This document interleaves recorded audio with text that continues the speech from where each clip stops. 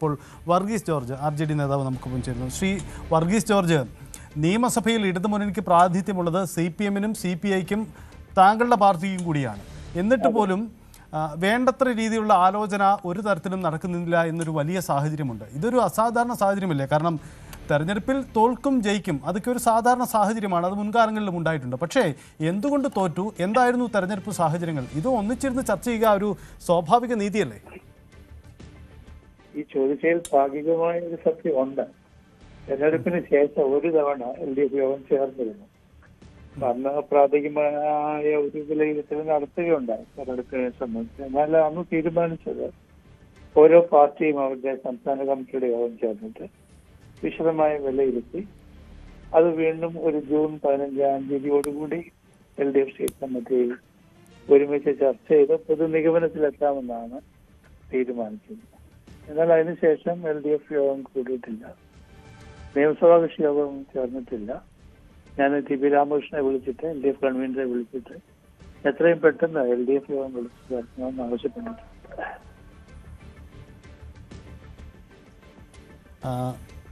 ഇതിൽ പറയുന്ന ഒരു കാര്യം, ഈ TP രാമകൃഷ്ണൻ ചില ആരോഗ്യ പ്രശ്നങ്ങളുണ്ടായിരുന്നു, അതുകൊണ്ട് തന്നെ മുന്നണിയുടെ ഏകോപനത്തിൽ ചില പിഴവുകൾ ഉണ്ടായി. കഴിഞ്ഞ ദിവസം പ്രതിപക്ഷ നേതാവ് പിണറായി വിജയൻ തന്നെ ഇക്കാര്യം പങ്കുവയ്ക്കുകയും ചെയ്തിരുന്നു. അതിനപ്പുറം ഈ വിഷയങ്ങളിൽ പൊതുവിൽ ചർച്ച ചെയ്യുന്നതിൽ ഒരു വിമുഖതയുള്ളതായി തോന്നിയിട്ടില്ലേ? കാരണം മുന്നണിക്ക് തിരിച്ചു വരണമെങ്കിൽ ഗൗരവമുള്ള ചർച്ചകൾ പലവട്ടം നടക്കേണ്ടതല്ലേ? TP രാമകൃഷ്ണൻ ഒരു പ്രത്യേകതയുള്ളത് മറ്റ് ഘടകകക്ഷികളൊക്കെ വളരെ അന്തസ്സുള്ള പെരുമാറ്റമാണ്. ഘടകകക്ഷികൾ പറയുന്നത് ശ്രദ്ധിക്കുകയും അവരുടെ ആവശ്യങ്ങൾ ശ്രദ്ധിക്കുകയൊക്കെ ചെയ്യുന്നു. അതുകൊണ്ട് ഘടകകക്ഷികളെ സംബന്ധിച്ചിടത്തോളം LDF കൺവീനർ എന്നുള്ള നിലയിൽ TP രാമകൃഷ്ണൻ വളരെ സ്വീകാര്യനാണ്. പക്ഷെ ഈ ചോദിച്ച പോലെ വിഷയങ്ങൾ ചർച്ച ചെയ്യണം. ഇപ്പോഴീ നമ്മുടെ നാട്ടിൽ ഈ മൂലധന ശക്തികളെല്ലാവരും കൂടെ നമ്മുടെ കേരളത്തിന്റെ ഇക്കോണമിയെ നോക്കിയിരിക്കുകയല്ലേ.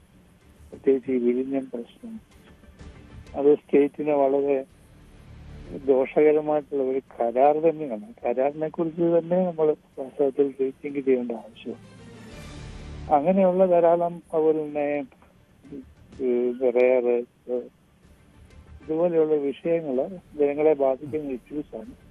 ഇത് തീർച്ചയായിട്ടും എത്രയും പെട്ടെന്ന് LDF യോഗം കൂടണമെന്നാണ് ഞങ്ങളുടെ താല്പര്യം. ഒരു വിഷയം LDF-ൽ ചർച്ച ചെയ്യപ്പെട്ട് കേൾക്കുന്നത് പ്രതിപക്ഷ ഉപനേതാവ് സ്ഥാനം സംബന്ധിച്ചാണ്. യഥാർത്ഥത്തിൽ CPI-യെ പ്രകോപിപ്പിക്കുന്ന രീതിയിൽ കഴിഞ്ഞ ദിവസം പിണറായി വിജയൻ നടത്തിയ ചില പ്രസ്താവനകളാണ് ഇപ്പോൾ ഇത്ര രൂക്ഷമായി ഈ പ്രശ്നം മാറുന്നതിന് കാരണം. തെരഞ്ഞെടുപ്പിൽ തോറ്റതിന് ശേഷവും മുന്നണി സംവിധാനങ്ങളത്തെ ഒപ്പമുള്ള ചെറുപ്പം വലിപ്പവും ഒക്കെ പരിഗണിക്കാതെ എല്ലാവരെയും ഒപ്പം നിർത്താനുള്ള ഒരു സമീപനം നേതൃതലത്തിൽ ഇല്ലാതെ പോകുന്നതിന്റെ പ്രശ്നം കൂടി ഉണ്ടോ? ഇല്ല, അത് ഈ പ്രതിപക്ഷ നേതൃസ്ഥാനത്തെ സംബന്ധിച്ചുള്ള ഒരു ചർച്ചയിൽ ഞങ്ങൾ കക്ഷി ചേർന്നിട്ടില്ല.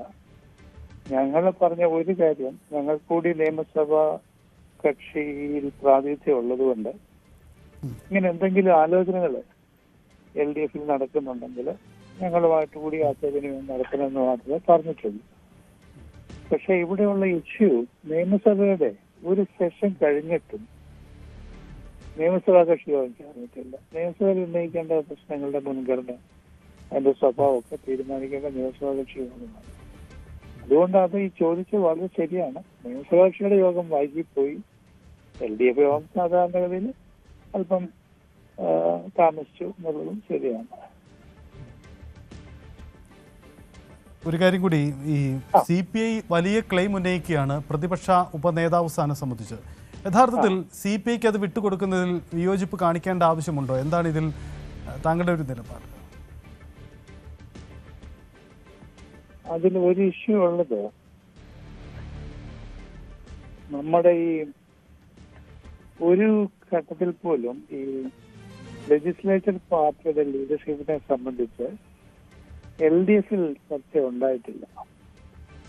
ഇപ്പൊ ആദ്യമായിട്ടാണ് ഇങ്ങനെ ഒരു ഇഷ്യൂ CPI റേസ് ചെയ്തിട്ടുള്ളത്. അതുകൊണ്ട് അത് അജണ്ടയിൽ വെച്ച് ഇതുവരെ ഒരു ചർച്ച വന്നിട്ടില്ല. അതാണ് ഇപ്പൊ ഞങ്ങൾക്ക് ഒരു അഭിപ്രായം പറയാനുള്ള ഒരു ബുദ്ധിമുട്ടുള്ളത്. അല്ല, അത് മുന്നണിയുടെ സ്വാഭാവിക രീതികൾക്കപ്പുറം CPI ഇതൊരു ക്ലെയിം ചെയ്യുമ്പോൾ യാതൊരു തരത്തിലുള്ള മറ്റു ബാധ്യതകളില്ലാത്ത ഒരു കാര്യമാണ്. അപ്പോൾ അത് വിട്ടുകൊടുത്തുകൊണ്ടും വിയോജിപ്പ് കാണിക്കേണ്ട കാര്യമില്ല. മുഖ്യമന്ത്രി പ്രതിപക്ഷ നേതാവ് പിണറായി വിജയൻ കഴിഞ്ഞ ദിവസം അത് തീർത്തു പറഞ്ഞു, അതിലൊരു ചർച്ചയുടെ ആവശ്യമില്ല, മുന്നണിയിൽ ചർച്ച ചെയ്യാറുമില്ല എന്ന കാര്യം. അല്ല, അതിൽ മൂന്നാമതൊരു കക്ഷി എങ്ങനെ നമ്മൾ അതിനകത്തൊരു അഭിപ്രായം പറയുന്നു? 25 പേരല്ലേ CPM, 7 പേര്, അല്ല 28. രണ്ടാമത്തെ കക്ഷി CPI. അവർ തമ്മിലല്ലേ ഈ ഇഷ്യൂല. അതിൽ മൂന്നാമതൊരു കക്ഷി എങ്ങനെ അഭിപ്രായം പറയും?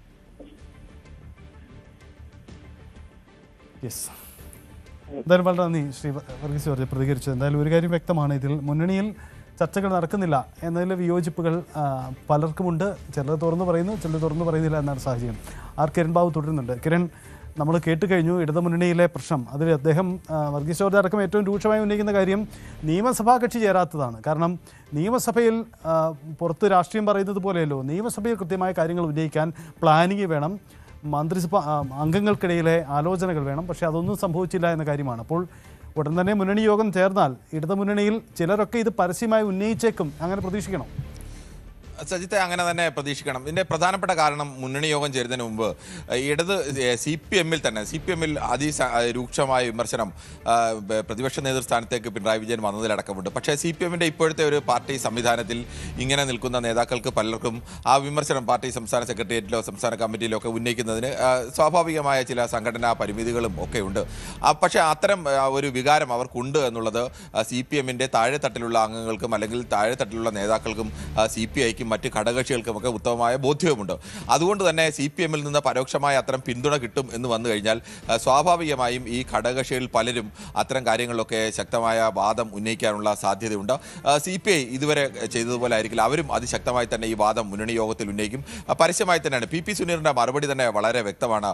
പിണറായി വിജയനെ പോലെ ഒരു നേതാവ് ഇങ്ങനെ ഒരു അഭിപ്രായം പറയുമ്പോൾ PP സുനീറിനെ പോലെ ഒരു അസിസ്റ്റന്റ് സെക്രട്ടറി ഒക്കെയാണ്, പക്ഷേ PP സുനീറാണ് അതിന് മറുപടി പറയുന്നത് എന്നതുകൂടി ആലോചിക്കണം. ബിനോയ് വിശ്വം നാട്ടിലില്ലാത്തത് കൊണ്ട് മാത്രമല്ല PP സുനീറിനെ ആ മറുപടിക്ക് നിയോഗിച്ചത്. PP സുനീർ പറയുന്നത്, ഞങ്ങൾ പറഞ്ഞത് CPI പറഞ്ഞത് കേട്ടിരുന്നെങ്കിൽ ഈ തരത്തിലൊരു പരാജയം ഉണ്ടാകുമായിരുന്നില്ല എന്ന് പറഞ്ഞാൽ അതിൻ്റെ ഡയറക്റ്റായ അർത്ഥം CPM സ്വന്തം വഴിക്ക് പോയതുകൊണ്ടാണ് ഈ തരത്തിൽ ഒരു വലിയ പരാജയം നേരിട്ടത്, ഇനിയെങ്കിൽ നിങ്ങൾ പഠിക്കൂ എന്നുള്ള ഒരു ശക്തമായ വിമർശനം തന്നെയാണ്.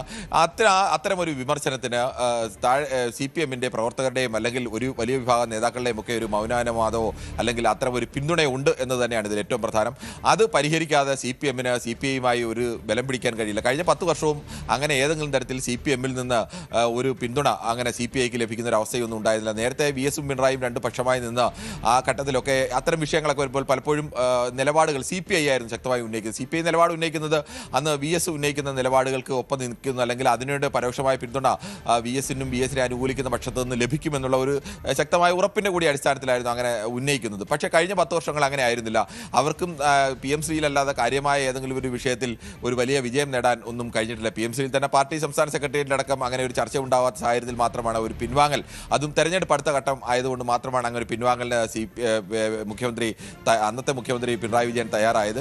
പക്ഷേ ഇപ്പോഴങ്ങനെയല്ല. ഇപ്പോൾ ആ തരത്തിൽ ഘടകകക്ഷികളെ മെരുക്കുക എന്ന് പറയുന്നത് ഈ പരാജയപ്പെട്ട് നിൽക്കുന്ന ഘട്ടത്തിൽ അത്ര എളുപ്പമല്ല. അതിനുവേണ്ടി അത്തരം ഒരു ശ്രമം TP രാമകൃഷ്ണനെ പോലൊരു നേതാവും അത്തരത്തിലൊരു ഘടകകക്ഷികളെ അടിച്ചൊതുക്കുക എന്നുള്ള ഒരു ശ്രമം അത്തരം ഒരു ശ്രമം നടത്തിയിട്ടുമില്ല. അല്ലെങ്കിൽ ഒന്നുകിൽ അനുനയത്തിലൂടെ അത് പരിഹരിക്കണം, അല്ലെങ്കിൽ CPM തങ്ങളുടെ ശക്തി ഉപയോഗിച്ചുകൊണ്ട് തങ്ങളുടെ തീരുമാനം നടപ്പാക്കണം. ഇതിന് രണ്ടിനും കഴിയാത്ത ഒരവസ്ഥയിൽ നിൽക്കുകയാണ്. അതുതന്നെയാണ് യഥാർത്ഥത്തിൽ ഈ മുന്നണി യോഗം വിളിക്കാൻ വല്ലാതെ വൈകുന്നത്. നമ്മളോട് നേരത്തെ പറഞ്ഞ ജനതാദളിൻ്റെ പ്രതിനിധി അടക്കം പറഞ്ഞത് വളരെ വ്യക്തമാണ്. ഞങ്ങൾക്ക് ഒരു നിയമസഭയിൽ ഞങ്ങളുടെ ഒരു അംഗമുണ്ട്, പക്ഷേ ഇതുവരെയും ഒരു നിയമസഭാ സമ്മേളനം കഴിഞ്ഞു, ഇതുവരെയും ഒരു യോഗം പോലും വിളിച്ചു ചേർന്നിട്ടില്ല. എങ്ങനെ ആ നിയമസഭയിൽ നമ്മൾ നിലപാട് സ്വീകരിക്കണം എന്നതിൽ പോലും ഇതുവരെയും ഒരു വ്യക്തതയുമില്ല എന്ന് തുറന്ന് പരസ്യമായി പറയണമെന്നുണ്ടെങ്കിൽ നേരത്തെ ആയിരുന്നെങ്കിൽ അങ്ങനെ ഇത്തരം അഭിപ്രായ പ്രകടനങ്ങളൊന്നും ഉണ്ടാകുമായിരുന്നില്ല. മുന്നണി ഉപനേതൃ പദവിയിൽ ആ പാർട്ടിയെ ബാധിക്കുന്നതല്ലാത്തതുകൊണ്ട് അവർ പറഞ്ഞില്ല എന്ന് മാത്രമേ ഉള്ളൂ. പക്ഷേ അപ്പോഴും അവർ അത് വിളിച്ചില്ല എന്നത് പരസ്യമായി തന്നെ പറയാൻ തയ്യാറാവുന്നു. അത്തരം ഒരു മാറ്റം മുന്നണിയിൽ എല്ലാ ചെറു ഘടകകക്ഷികളടക്കം ഒരു MLA മാത്രമുള്ള ഒരു പാർട്ടിയുടെ നേതാവാണെന്ന് നോക്കണം, അവിടെ അടക്കം ഉണ്ടായിട്ടുണ്ട്. ഇത് പരിഹരിച്ച് മാത്രമേ ഇവർക്ക് ഈ ഉപനേതൃ പദവിയിൽ തീരുമാനമെടുക്കാൻ കഴിയൂ. അതുകൊണ്ട് തന്നെയാണ് ഇപ്പോൾ 2 മാസമാകുന്നു പരാജയപ്പെട്ടൊരു മുന്നണി പരാജയം പരിശോധിക്കുകയോ ഉപനേതൃ പദവിയിൽ ആര് വരണമെന്നോ തീരുമാനിക്കുകയോ ചെയ്യാതെ വൈകിക്കുന്നത്. അതാണ് സാഹചര്യം. കിരൺ, നമ്മൾ കോൺഗ്രസിൻ്റെ കാര്യം പറഞ്ഞു. കോൺഗ്രസിൽ 2 അംഗങ്ങൾ, യൂത്ത് കോൺഗ്രസിൻ്റെയും KPCC-യുടെ അധ്യക്ഷന്മാർ മന്ത്രിസഭയിലാണ്. കോൺഗ്രസിൽ യോഗം ചേരാൻ പറഞ്ഞുള്ള മുറവിളികൾ ഒരു വശത്ത് നടക്കുന്നുണ്ട്. ഭരണവിവാദങ്ങൾ ചർച്ച ചെയ്യണം, ബോർഡ് കോർപ്പറേഷൻ വീതം വെപ്പുണ്ട്, ഇങ്ങനെ വലിയ വിഷയങ്ങളുണ്ട്. UDF-ലും സമാനമായ പ്രശ്നം നിലനിൽക്കുന്നില്ലേ? സജിത്തെ, നമ്മൾ ഏറ്റവും തുടക്കത്തിൽ പറഞ്ഞതുപോലെ ജയിച്ചവരെല്ലാം ഒരു പക്ഷം, പാർട്ടി മറ്റൊരു പക്ഷം എന്ന നിലയ്ക്കാണ് LDF-ൽ നിൽക്കുന്നത്, UDF-ൽ നിൽക്കുന്നത്. ഇടതുമുന്നണി യോഗവും ചേർന്നിട്ടില്ല, UDF-ന്റെ യോഗവും ചേർന്നു. UDF-ന്റെ യോഗം ഏറ്റവും അവസാനം ചേർന്നത് മെയ് 15-നാണ്. മെയ് 18-നായിരുന്നു സത്യപ്രതിജ്ഞ. എന്നാൽ പുതിയ സർക്കാർ അധികാരത്തിലേറിയ ശേഷം സുപ്രധാനമായ നയ തീരുമാനങ്ങളടക്കം നിയമസഭയിലുണ്ടായി. അതിന് വീര്യം കുറഞ്ഞ മദ്യത്തിന്റെ വിഷയത്തിലായാലും PMCയുടെ വിഷയത്തിലായാലും വിഴിഞ്ഞത്തിന്റെ വിഷയത്തിലായാലും ഒക്കെ അത്തരങ്ങളും മന്ത്രിസഭയിൽ ഉണ്ടാവുന്നു. അവിടെ ഒരു ബഡ്ജറ്റ് പാസ്സാക്കുന്നു. ഇതെല്ലാം നടക്കുമ്പോഴും മുന്നണി യോഗം അതിനുശേഷം ഒരിക്കൽ പോലും ചേർന്നിട്ടില്ല. മുന്നണി യോഗം മാത്രമല്ല, KPCCയുടെ ഒരു വിശാല നേതൃയോഗം തന്നെ നടന്നത് ജൂൺ 6-നാണ്. ആ ജൂൺ 6-ന് നടന്ന യോഗത്തിൽ അത് യഥാർത്ഥത്തിൽ ഇനി മന്ത്രിസ്ഥാനത്തേക്ക് വന്ന സണ്ണി ജോസഫിനെ KPCC അധ്യക്ഷന് ഒരു ഫെയർവെൽ പോലെ ഒരു യോഗം എന്നതിനപ്പുറത്തേക്ക് മറ്റ് ഗൗരവമായ ചർച്ചകളോ അല്ലെങ്കിൽ അത്തരം തീരുമാനങ്ങളൊന്നും അവിടെയും ഉണ്ടായിട്ടില്ല. അപ്പോൾ കോൺഗ്രസ് നേതൃയോഗം ചേർന്ന് ഈ വിഷയത്തിലൊക്കെ ആദ്യം തീരുമാനമെടുക്കേണ്ടതുണ്ട്. അതിനുശേഷം UDF-ന്റെ യോഗം ചേർന്ന് തീരുമാനമെടുക്കേണ്ടതുണ്ട്. അവിടെയും ഇത്തരത്തിൽ ഒരു പ്രതിസന്ധി അവിടെയുമുണ്ട്. ഈ ബോർഡ് കോർപ്പറേഷൻ വിഹിതം വെപ്പ് മാത്രമല്ല, അങ്ങനെ ഒരു യോഗം ചേരുമ്പോൾ PMCയിൽ ലീഗിന് എന്ത് നിലപാട് സ്വീകരിക്കാൻ കഴിയും, മറ്റ് ഘടകകക്ഷികൾ എന്ത് നിലപാട് സ്വീകരിക്കും, കോൺഗ്രസിൽ തന്നെ ഇക്കാര്യത്തിൽ സതീശനെ പ്രതിരോധത്തിലാക്കാൻ നിൽക്കുന്ന ഒരു വലിയ വിഭാഗമുണ്ട്. സതീശന് തന്നെ മുൻ നിലപാടുകളുണ്ട്. അപ്പോൾ അതിനെയൊക്കെ പരിഹരിച്ചുകൊണ്ട് മാത്രമേ അങ്ങനെ ഒരു KPCCയുടെ നേതൃയോഗവും അതിനുശേഷം പിന്നീട് UDF യോഗവും ഒക്കെ ചേരാൻ കഴിയും. അവിടെയും സമാനമായ പ്രതിസന്ധി തന്നെയാണ് ഉള്ളത്. പക്ഷേ അവർക്ക് അധികാരമുണ്ട് എന്നുള്ളത് കൊണ്ട് അവരുടെ പ്രതിസന്ധി ആ തരത്തിലേക്ക് പുറത്ത് ബാധിക്കുന്നില്ല. LDF-ന് അധികാരമില്ലാതെ പുറത്തു നിൽക്കുകയാണ്. അതുകൊണ്ട് സ്വാഭാവികമായും അത്തരം പ്രതിസന്ധികൾ അവരെക്കാൾ കൂടുതൽ സമയമായി എന്നുള്ളതും അത്തരം പ്രതിസന്ധികൾ കൂടുതൽ ബാധിക്കുകയും ചെയ്യുന്നു. മറ്റ് ഏതെങ്കിലും കാര്യങ്ങൾ ചെയ്യാൻ അവർക്ക് സർക്കാരൊന്നുമില്ല. പ്രതിപക്ഷത്ത് നിന്ന് ആകെ ഉണ്ടായത്, പ്രതിപക്ഷത്ത് നിയമസഭാ സമ്മേളനത്തിൽ എവിടെയും CPM-ഉം CPI-യും തമ്മിലുള്ള തർക്കം പുറത്തു വന്നില്ല എന്നത് മാത്രമാണ് അവർക്ക് ആശ്വാസമായി പറയാൻ കഴിയുന്നത്.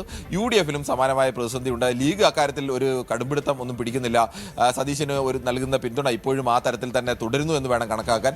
അതിൽ മാറ്റം വരാത്തിടത്തോളം കാലം ഈ UDF-ന്റെ യോഗത്തിൽ ഇനി അല്പം വൈകിയാൽ പോലും ഉള്ളിൽ നിന്നുള്ള വിമർശനങ്ങൾ സ്വാഭാവികമായും ഉയരാനുള്ള സാധ്യത കുറവാണ്. ശരി, അതാണ് സാഹചര്യം. എന്തായാലും സംസ്ഥാനത്ത് രണ്ട് മുന്നണികളും തെരഞ്ഞെടുപ്പിന് ശേഷം കൂടിയാലോചനകൾ കുറയുന്നു. അതുണ്ടാക്കുന്ന സംഘടനാ രാഷ്ട്രീയ പ്രതിസന്ധികൾ, അതാണ് നമ്മൾ സൂചിപ്പിച്ചത്.